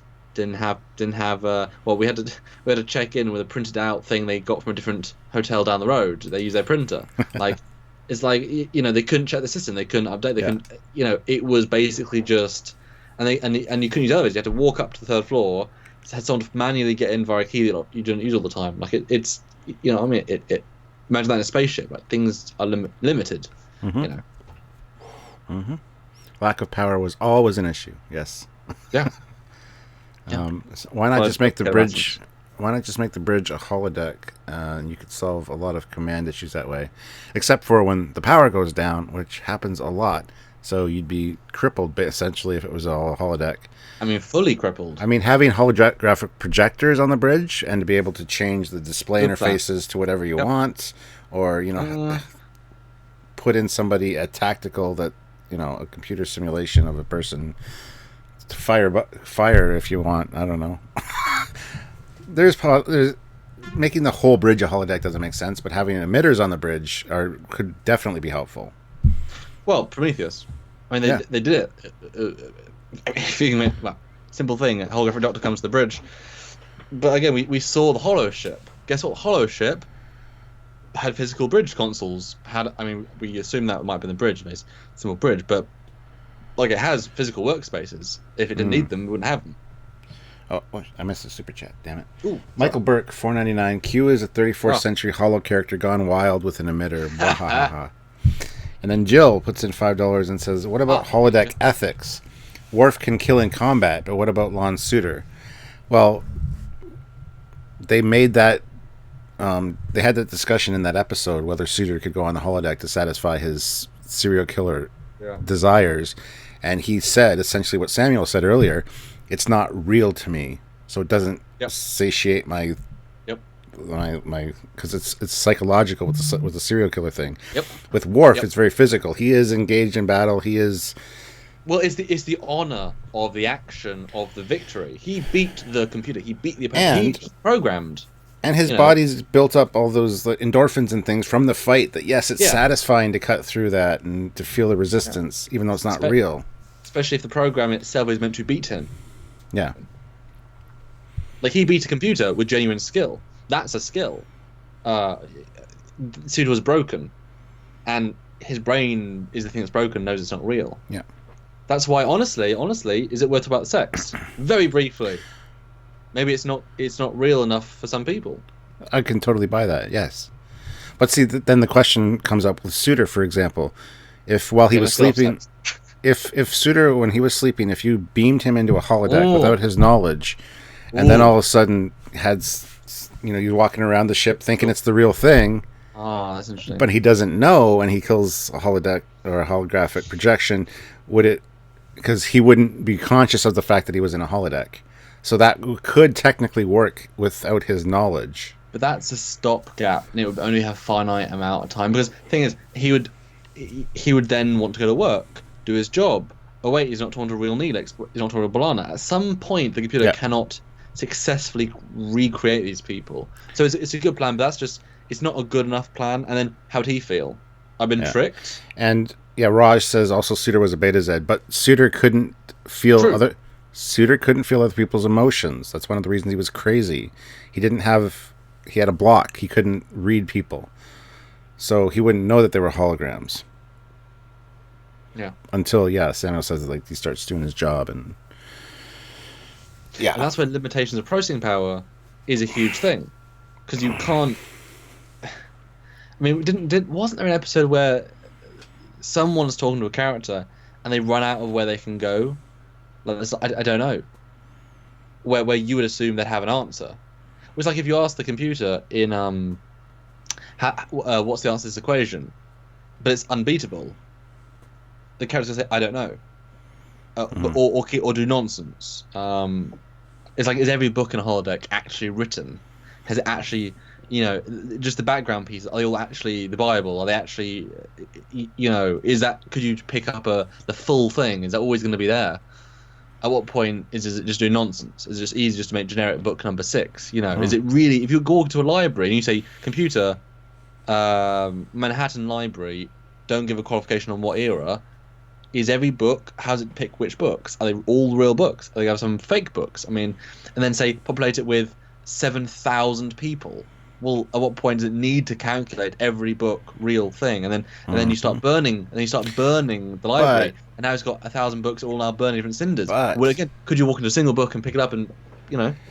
Well, yeah, technically yes, because the holodeck only creates what you need. Yeah. So when it sees you reaching for a book, then that book becomes, the other ones look like books, but they're all blank, obviously. But then you get 50 people.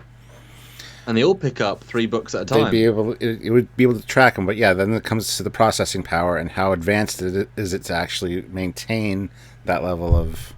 Because really, all it has to do, all it has to do is simulate the first couple pages of the text, but it doesn't. Because when I pick up a book, I leaf through it and pick a page. It'll all be there instant. And read like a line or two, or just smell the book. Yeah, no, exactly, yeah. Computer, all books smell the first day they may smell. Magic. Jesus puts in another $5. Thank you. I hate giving you guys these questions. You love them. Well, we love them. So, what happens with the yearnings of a pedophile? Yeah. I know this is dark, however, I feel this is worthwhile to think of. It's the same thing as a killer. If they don't think it's real, it could be an issue. If it's that could go both ways. It depends on the personality and the actual impairment with the mind. Some people might be satisfied by it, to be honest. Other people definitely wouldn't because they know it's not real. So it's really, it's a touchy subject. So we'll just leave it at that. I like Rob Adler's Schrodinger's book. Yeah. Yeah, Holodeck is one big Schrodinger. It's the cake is there or it couldn't be there. Yeah. I did a point about the comment though. I don't know, something. I don't know. So I assume it was profound and world altering. I don't know. But then again, also in the future they are genetically tweaking people. I mean there is I'm assuming they could correct chosen genetic problems. I mean, does anyone have cancer? I got a question for you, Samuel. Oh. Rhode Island puts in a comment. Any chance of getting a Rhode Island flyby as a super chat reward for future? As you can tell by my name, I kind of like that ship. So.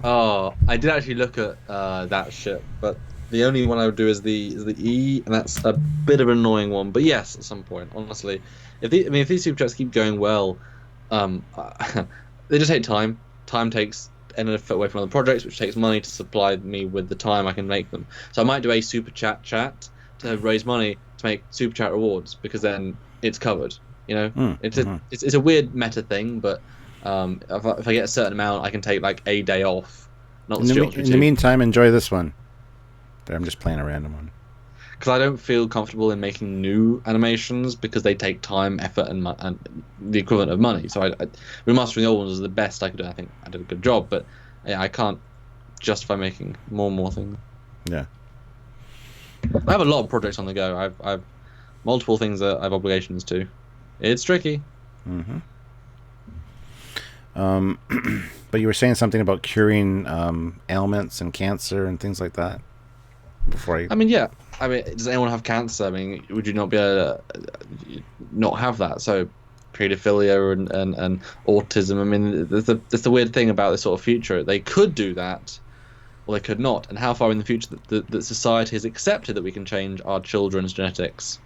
Maybe you don't. It is illegal, as we saw with. But changing and correcting is different. Is it ethical to allow your kid to have a birth defect? Is it ethical if you fix like that? It's not a simple answer, so it's a great discussion point. But yeah, especially since or you could give them an age of consent. At 10, they consent to remove their limp they're born with. It's easy surgery. That's probably a good way of doing it. But then again, if they go to school, they would they be teased for a difference? Because then their kids, the parents aren't removing your lazy eye. Does it make you special? Do you might get picked on? I mean, I think people are still people. It sucks, but we've got better. But also, it's part of growing up. If you're in a sheltered world all of your life, you're less strong a person. You know, world wars for what they were made some damn strong people, damn strong society. In those that necessity is the mother of invention, and also true. Yeah, war is essential in that. Unfortunately. So if you take it away, does it hurt the culture because there's no advancement, or there will still be advancement, it'd just be a lot slower. And Jamal Taylor remembers the episode exactly. They allow limited alterations, just not at the level Bashir's parents able to for. Yeah. I mean, well, there's always going to be black market ways to do that as well. There's always going to be the illegal ways to get things done, and that's what that episode was pointing out. Make it extra real. Winky wink. They buy the X7 processor. I'm not wrong. Oh well.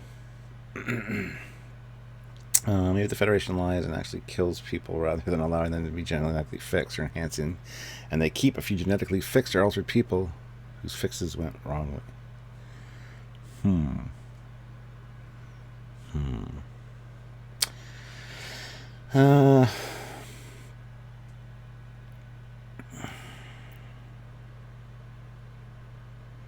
There's a lot of good questions going on about gene therapy and stuff, which is kind of not holodeck related. Ow.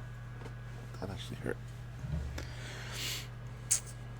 Lazy eye or ugly face is one thing, but genetic correction of aggression, personality, sexual preference, etc. is more blurry.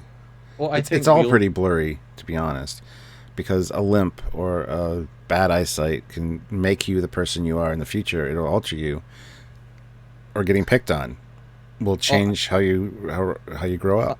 I think, though, this honestly goes back to holodecks about with Cisco's dad. The sense of what is real comes back into people's mindset.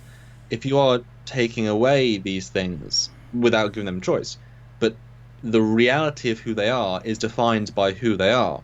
So I think there would be waves of generations where the mentality is let it happen. I don't want anything. I don't even want to know what my child is. You know, the super, I guess you could almost say hipster in a way. I want to be completely surprised by my birth, even though for 280 years we can know what they are at 10 weeks, and therefore and then okay, it's been a problem. But guess what? The doctor's right over there.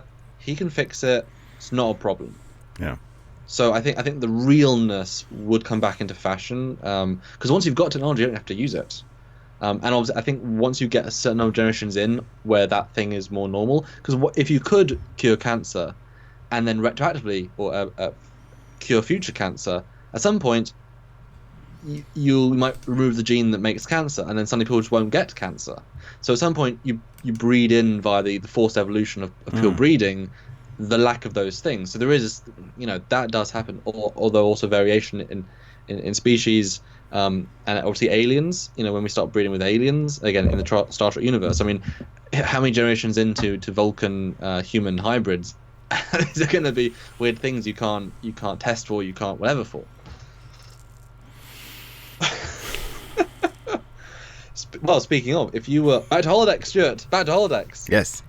You walk in with your presets, and you say, computer, create for me random male. Random human male, who I could be friends with, not will be, could be. Go. And Samuel appears. Oh, brother. But you know what I mean? Like that amount of pure randomization. How advanced could that possibly be? How would it be perfect, or is it random because you not like the guy? Could the computer be wrong? Is it so advanced to always pick up your things? At what point do you reach the end where that person can be friends? I mean, because would it be cheating, for example, if he had access to the entire computer library of the computer? If you can never beat him in trivia, if you can never outdo him in skill set, is it fair if he knows every skill? Because guess what? He's a computer program. So our limitations built into this program nature. I haven't seen the latest Avengers. Let's talk about it. is it funny if he knows all the cast's first, second, third names of their kids? I mean, do you talk? Create the perfect friend. Does it work? Well, How limited? that randomization is interesting because even now, like in Star Trek Online, when you select your character, you can go for a random character, just randomly picks parts. That would be upscaling that to like personality. But yeah, how does it determine that you guys will become friends? Because sometimes it's an incident that makes somebody a friend of yours, or I don't know how they would do that unless the computer looks through your viewing habits or whatever in your personal files and picks things. I don't know. I've never really considered that before. But is that also not cheating? Because if the dude suddenly comes out and says, "Oh yeah, I was at Mile House Academy in 2143. Oh, I must have gone to school together." You're like, go away. You're a fake dude. What are you on about? Like, at what point does it understand that's not okay? Dude, we're born in the same room at the same time. I'm your brother. Oh, come on. It's like, don't make me a holographic brother, you dick computer. At what point is it? Well, no. Actually, let's take a real case study. I just remembered Janeway and the dude she kind of fell for, the Irish guy in the pub. I mean, that wasn't intentional. Even that was just character number. And then obviously it learned because they let that program stay on, learn, evolve, but.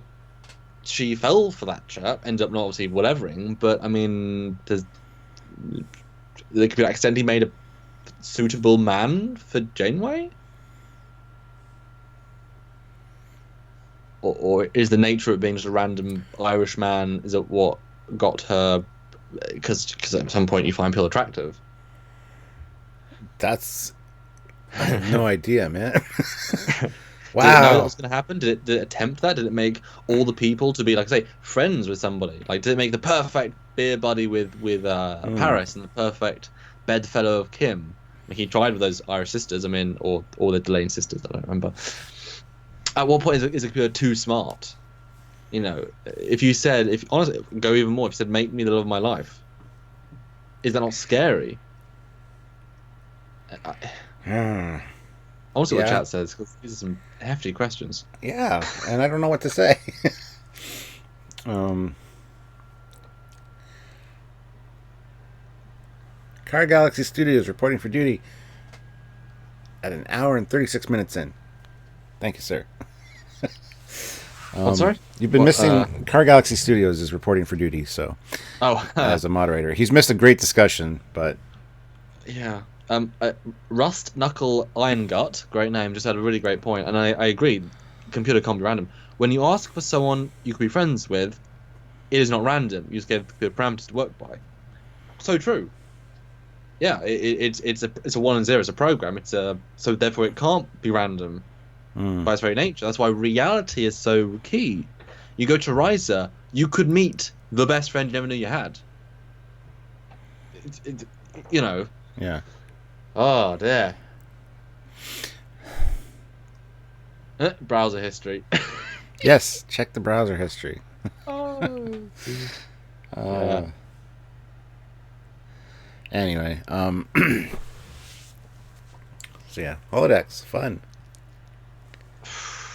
See, this is why we couldn't have all these conversations in our episode, and thought we'd do it here, because once you say one thing, it opens up another thing, and it just goes from there, and it's ridiculous. And we haven't even covered everything. I had a thought early on that I wanted to talk about, but we got off on a tangent, and I completely forget what I wanted to talk about. No, it's fine. It happens all the time. And Xavier Gamer just said, Samuel, is a holodeck in Convergence? I mean, there's probably a holodeck on Horizon, but not in Convergence. It's all reality. No. Or is it all a holodeck program? No. Created on Samuel's computer. Well, yeah, it's all holodeck in the sense that it's fake, but gosh, dude, this has been a really excellent debate. Yes, we got to do more of these, because these are fun. Yeah. These are really fun. And we're not talking about Discovery, we're not following notes, we're just having a great conversation with these awesome people here. People, yeah. I mean, this has been you guys have been absolutely spectacular. Yeah. Any holodeck related issues you guys want to discuss? I mean, I want to wrap it up in about 20 minutes. to be honest, at the 2 hour mark. Well, yeah, let's say last 5 super chat questions. Like throw something at us, and we'll answer them, and then we'll go. I think that's like fair. rapid fire questions, not ones that are going to take 20-minute answers. Yeah.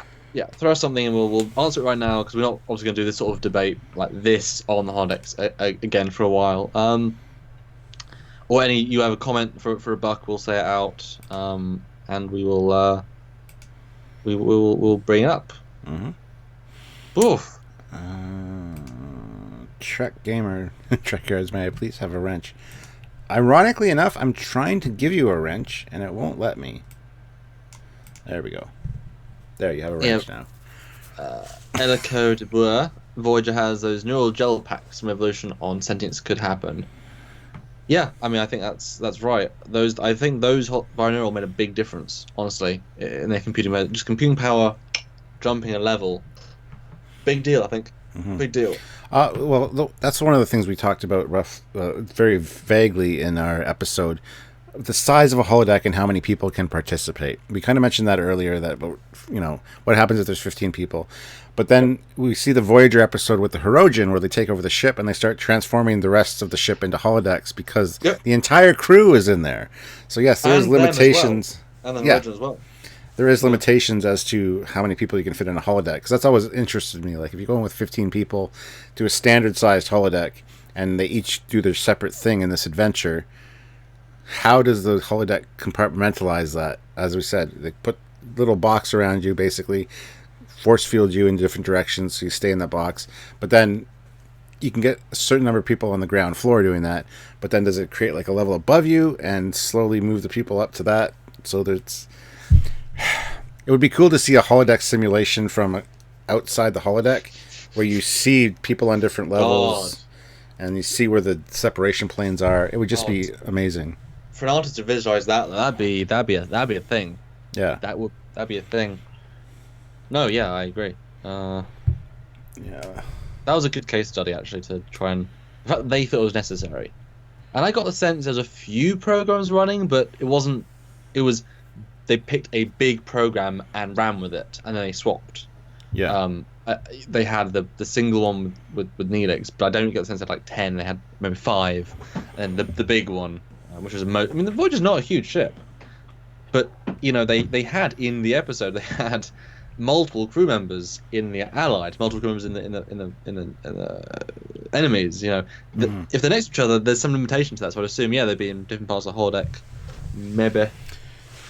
Chef Cook puts in $1.99 and says, explain how the EMH works. So bad. And number 4 and 7. Science. I'll play 4 and 7, but how the EMH works, we've kind of talked about that in a fact file, at least how the emitter works. Yes. But that would be a long, complicated... I think the simple answer... He's a very advanced AI construct in a little bubble inside the ship's computer, which allows him to be moved.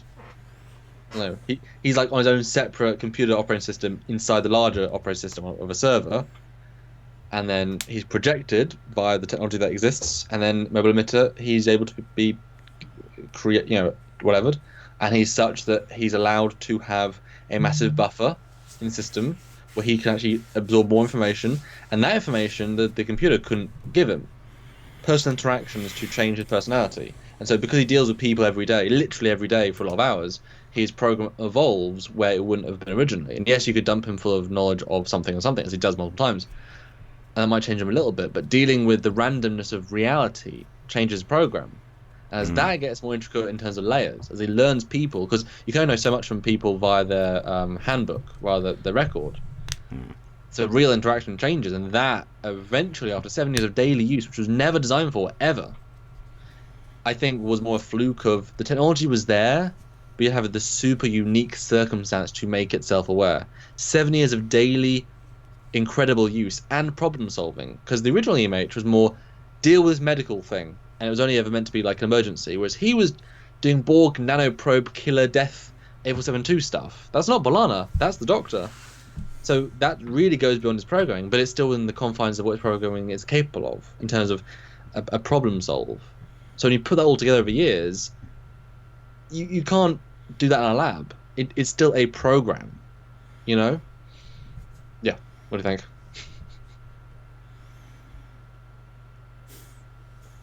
I don't know what to think. I had fun explaining it though. Yeah. New Enterprise bridges out. Oh, tell me they didn't show a picture of it. No, they chose. Yeah. Tim Theo puts in $1 with no comment, so thank you very much, Thank Tim. Tim. And Jill Wright puts in $2. Future chat idea: mind sifting or swapping bodies, etc.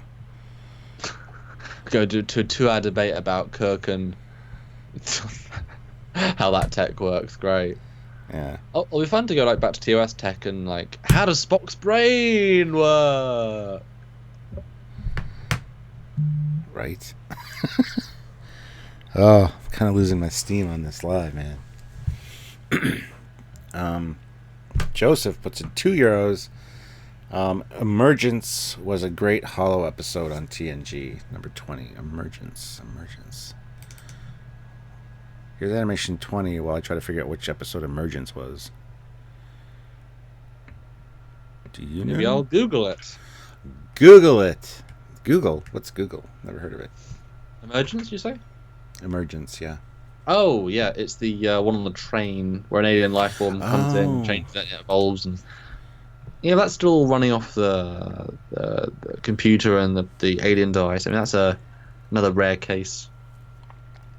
It was pretty good. It was atmospheric. Yes, it was a good episode. It's weird though. Yes.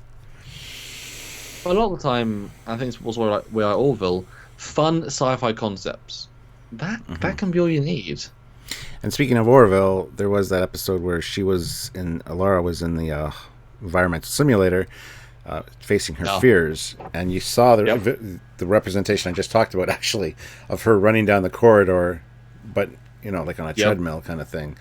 That'd be cool to see with multiple people in there, to see how it changes the environment for each person and exactly how many people you could fit. It interests me. Technology is fun by its limitations. Yes. The Q can do anything. It's not as exciting as it could be. When you start limiting, you add actually more story possibilities. That's why I don't like God ships, because okay, I can go to the Delta Quadrant in 1 second. I can beat any ship. I can beat a Borg cube. It's like, okay, where's the story? And then that's why in TV and film you keep changing the paradigm of what we can do. Guess what? They just keep inventing even more powerful things to fight you, and it's like, oh, really? That's why I almost say smaller threat is way more interesting. Like, it would have been kind of funny if the Narada wasn't in 09, it was just Spock's ship. If the Narada took on Spock's ship, and then he got on Spock's ship, and then he went back in time in a teeny ship, but it's super advanced, super maneuverable. That's more interesting to me than the massive Narada, which is like, oh, okay. Yeah. So this big thing. Tim Theo puts in $2 again. Thank you, Tim. So kind. What's the first program you'd run in a holodeck? Isaac, that's a good one turned on. My first program that I would run on a holodeck is TOS Constitution class ship. I'd want to explore it. I'd want to hang out on the bridge. Yeah, that would be probably my first one. Maybe live an episode of TOS on the Enterprise. I don't know. I'm not going to say TOS at all. Do you know why? Because I just did. Nope. I already lived it, baby. Ticonderoga. I walked those. I felt exactly True. Like that was enough for a while. Like I've been on the Enterprise D set, as real as you can get. Even more so, because I had a full 360, which I almost never had in TNG. Also, I think I would go Stargate. Because that was a big thing for my middle of my years. I would walk on to the gate room, and I would tell it, computer, allow this gate when I press button, speed dial 1 2 3 4 5 6 7 8 9 10. These 10 destinations, and I actually would get them, and I would walk to. I know where the armory is because I know some deck plans. I would pick. I know what's already there, so I pick it. I would, I bring in my own stuff, different planets. To say, computer, create 10 Jafar, and give me a Zat so we're not killing everyone. And then I think I would wanna be there. I think that'd be fun. Yeah. Yeah. So, I've been on the Ticonderoga set, so I get that So let's say that's out for me because I've already kind of been on the TOS Enterprise. It does change it. We've actually physically been on the space. Yeah. Honestly, then I would have to go with something like a Sherlock Holmes story, because I am a huge Sherlock Holmes fan. When I was younger, I was really into that, and I would love to visit 221B Baker Street, and yeah, I think that would be really cool. I assume that would be one of the first things we visit when you visit here. Yes, indeed. It's on my to-do list. Get you a... Oh, you can do a live from it. Yes, I very likely will. share it with the fans. Yeah. After you have your nerdgasm, obviously. And speaking of sharing things with the fans and doing lives, what a perfect go segue. Down in the description down below, click the link for Captain Foley personal channel and go subscribe. I've been uploading a lot of the older videos, so new people are seeing them. It's funny, they think they're new, some of them, and they're not. They're 5 years old, and you can tell. But it's getting a lot of positive comments as well, because it's showing off a lot of my collection and stuff. So if you guys are interested in that, go subscribe. And of course, go look at Star Trek Convergence, or Convergence, the Star Trek fan film. How self-serving of you, Samuel. Yeah, go have a look at the trailer. Very proud of that. Yeah. And more stuff to come. And I might be working on Temporal Anomaly this week to do a little bit today, as I came back on the train, because I came back for this. And hopefully you can enjoy stuff and bobs and things. Yes. Because it'll be fun. So that's perfect timing, because Sylvia just got home. So let's call it a wrap. Thank you very much for joining us for this discussion on holodecks. We will be doing more about this, like on specific ships or different technology. Yeah. Just talking about all the problems and issues and fun ideas that we can come up with. I think it's a great format for lives, and Trekyards is perfect for that, because we focus on the tech and stuff. So, and you guys have been truly spectacular in your support today, and it's just been questions and comments. I mean, it's great to feel engaged. You guys have been super engaged. You guys have honestly driven the conversation a lot of the time, and helped support the channel hugely. You can't get a more win-win. You really can't. And we hope you guys watch this later on. You guys watch this after the fact, enjoy our discussion, debate, and tune into other ones, because we try. Absolutely. So until next time, guys, I'm Captain Foley. I am Commander. Bye, guys. See you later, and make sure everything's real. Don't get stuck in a holographic nightmare, because that could be terrifying.